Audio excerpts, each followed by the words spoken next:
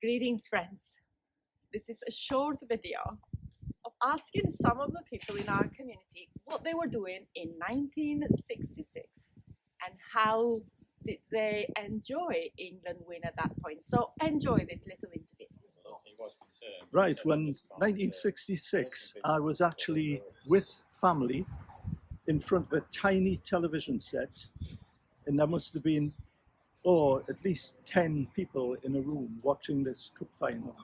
And obviously we won, despite the fact that there was a dodgy goal. And how I felt, well, I can't remember. I was there in 1966. I was a young teenager, and I remember we went to visit a boy's friend's house in Whitley Bay, and it was so quiet walking through the streets. We didn't actually pick up the courage and knock on his door, though. But so that's my memory of World Cup. As soon as somebody says the year 1966, I always think straight away of the World Cup final and watching that on a black and white TV set in the lounge at home with my friend David, and we were both football fans because we were only 12-year-old boys, and it was such a wonderful match. I don't remember being nervous, but I was a bit disappointed when Germany scored first.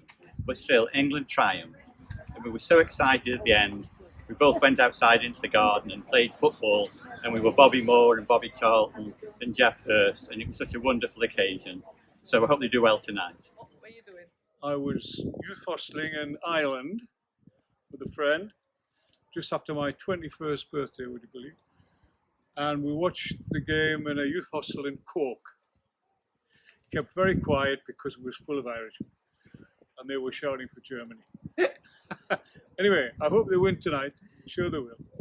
Thank you. 1966 was the year I got married, and my mother and father came to visit us when we were living in London, and we watched they watched the match on a very poor television. Had to have the curtains closed so that they could see the ball. But after it was all over, we jumped in the car and we went to Trafalgar Square, and we drove round Trafalgar Square and joined in the celebrations. Brilliant. My sister got married on World Cup final day, 1966.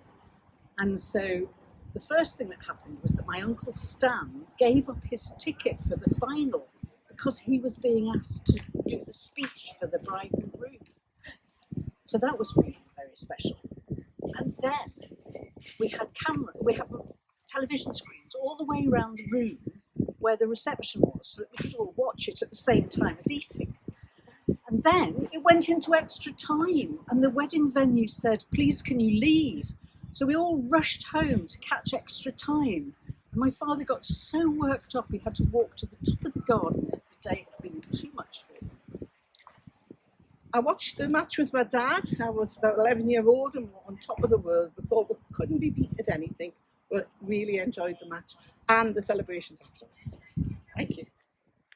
In 1966, I was watching the TV in my bedroom, and we lived next door to a German man.